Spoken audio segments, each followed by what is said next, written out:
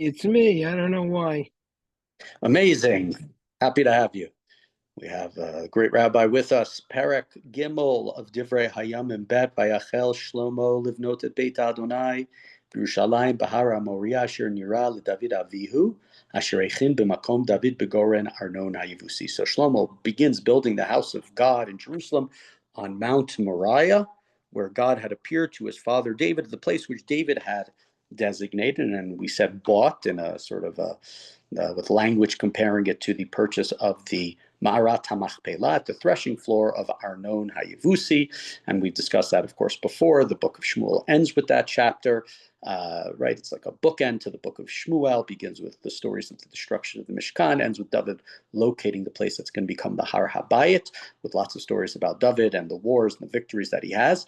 In this book, we don't have David in the wars and the victories, not that he's not a warrior. It's much more of him as the temple preparer, a man of God. And so here, right, Shlomo is finishing or completing what his father started. In the book of Shmuel, it's only what David wanted to do, but was denied. Here, David did everything but build. And it's a very quick, smooth building process. Here, Vayachel Livnot b'chodesh hasheni b'sheni b'shnat arba lemalchuto. And he began to build on the second day of the second month of the fourth year of his reign. Ve'ela usad Shlomo livnot et Beit Elohim ha'orech amot b'midah rishona amot shishim v'rochav amot esrim. So we're starting told the dimensions.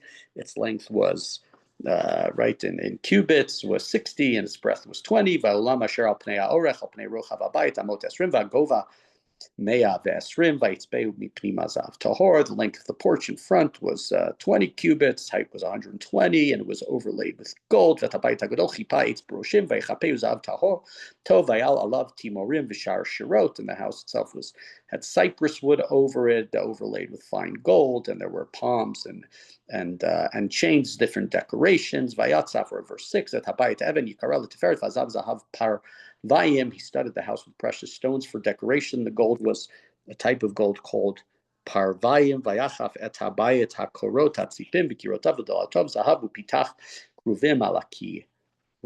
He overlaid the house with gold, the beams, the threshold, its walls, its doors. He carved kruvim on the walls. Vayasat beit kodesh hakadashim arko al pnei rochav habayit amot esrim v'rachvo amot esrim vaychapeu zahav tov lakikarim sheish meot. He made the holy of holies 20 cubits. His breadth was 20 cubits. He overlaid 600 talents of fine gold. Just reading quickly through all of the different aspects of the building structure. Mishkalim mismarod l'shkalim chamishim zahav v'aliyot chipa zahav. The weight of the nails was 50 shekels of gold. The upper chamber overlaid with gold. We're in verse 10. Vayas bebeit kodesh hakadashim kruvim shnai masei tzatzuim vaytzapeu otam zahav. He made two sculptured cherubs in the holy of holies. They were overlaid with gold. V'chanfei hakruvim arkam amot esrim kanaf ha'echad la'amot chamesh magaat l'kir habayit v'kanaf ha'acheret amot chamesh magi l'knaf ha'kruv ha'acher. And he made the kruvim with their large outspread wings, were 20 cubits across, one wing 5 cubits long, touching one wall of the house, the other wing 5 cubits long, touching the wing of the other cherub. And right, the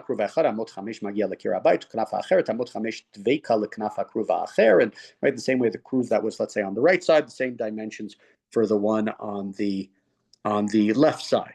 The wing spread of these cherubs was thus 20 cubits across, right? Each wing is 5 cubits. So measuring from the left side of one of the kruvim all the way to the right side of the other kruvim, this is not when they are facing each other, would be 20 cubits across. And they were standing up facing the house. He made the curtain, a blue and purple and crimson yard and fine linen, and worked the kruvim into it.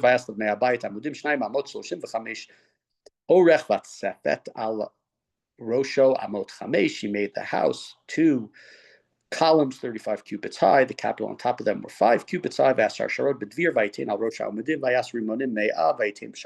chainwork in the inner sanctuary and placed it on top of the columns. There were 100 pomegranates and set them in the chainwork. These are not, actual pomegranates. These are decorations of pomegranates. He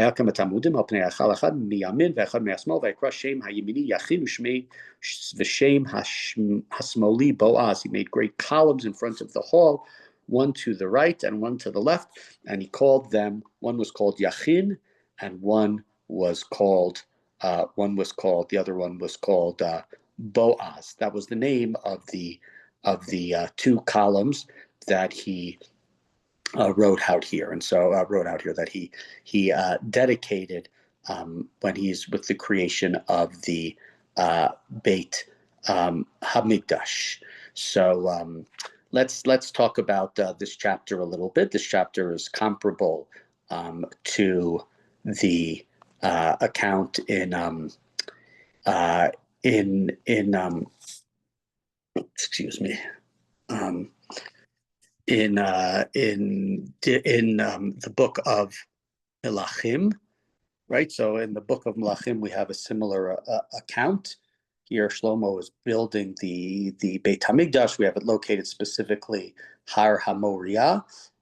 We have a similar description back in the 6th chapter of the book of Kings. One of the differences is there it doesn't call it Har HaMoriah. Right here, it's much more Har HaMoriah and places it together with David's vision from the plague, and the angel was standing there with Charbosh Lufa Biado, ready to destroy, and then David sees it and then buys the plot of land from Arnon or Aravna, and so what we're doing here in many ways, and if we think about it, is, and there are different comparisons. We talked about sort of the comparison of David to Avraham in the sense of the buying of the property. If you love something, you spend your money on it, it's worth paying for. David does that like Avram with Ma'arat HaMachpelah, his insistence on buying it. But another interesting thing to link it with is Akedat Yitzchak. By saying Har HaMoriah, that links it with Akedat Yitzchak, which is where Avraham, of course, went to Har HaMoriah, and that's where or Eretz HaMoriah, I should say, and that's where the binding of Isaac, Akedat Yitzchak, happened. And right, it's obviously something that's important in terms of that connection, because it's very much the father and the son there. There, the father's ready to sacrifice the son. The son is not sacrificed. Sacrifices, Karbanot will take the place. The ram takes the place of Yitzchak, and shows sort of the link from Avraham to Yitzchak. There are obviously complications there after the episode of Akedat Yitzchak. Avram and Yitzchak are not together, but here too we see the generational. David prepares, and Shlomo is the one who fulfills. Right, in the book of Melachim, we don't have that. It just says that the temple was built in Yerushalayim. There's not this linkage all the way from David to Shlomo. And again, we talked about that, and it's a big piece of this is the fledgling Second Temple period. Is our temple going to be successful? And then it's hard, and we're not very wealthy. But all of a sudden, look at how important this is. This is continuing with the vision that God gave to King David that stopped the plague, and his son Shlomo followed it, and we are continuing in that matter. Back in the book of Kings, goes back all the way in a different way. Goes back to talks about it being the 480th year after Yetziat Mitzrayim, and that part of that may be 40 is a generation, 12 tribes of Israel. So right, it's the entire Israel, all 12 tribes have all sort of waited a generation, are working together to do it. The 12 times the 40. We don't have that here. We're not going back to the time of Yetziat Mitzrayim. Most of the Jews who have been exiled have not returned. We don't have to talk about the 12. We don't have to talk about the 480. We're not going to go back as much to Yetziat Mitzrayim, although at times we do in terms of the vessels. Right here, this book is very, very much about David, very much about Shlomo, and thus the timeline here is really starting with them. It's about David's original vision. It's about Shlomo completing the vision. So in some ways we go back to Avram and Yitzchak. We don't go back as much to Yetziat Mitzrayim, and there are some different dimensions here that are slightly different. The porch height is slightly different, and then it has much more gold to make it look more lavish and more beautiful, and it's shorter, but it's generally with the general ideas that we've had here, heaping praise upon David, heaping praise around Shlomo, and as we said yesterday, I'll mention it again, in the book of Melachim, there are a lot of complications with Shlomo's workers. His first daughter he married, the first wife he marries, is the daughter of Paro. He sends the Jews out to do misim. He sends them out for months at a time to labor, to cut down trees, etc., etc. In our book, we don't have that. He sends out the non-Jews living in Israel to do the work. He's not cast in the same way like in the book of Melachim. In a sense, he's cast like Paro. He's sending his people as avadim with misim, right? That's the same word, means tax, but really in this case it means indentured servitude, and shows the complexities and the difficulty of Shlomo building the temple. That is not our Shlomo. There's no complexity here. There's no difficulty here. He's just following his father's vision, and all of Israel is coming along with him.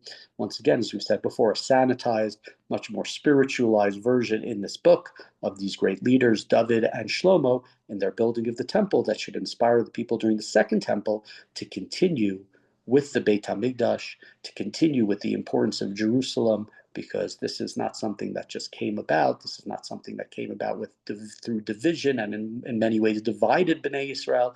It's something that represents a pure and idealized form, and thus the hope is that the people of the Second Temple will see this history in this book and continue in these ways of David and Shlomo.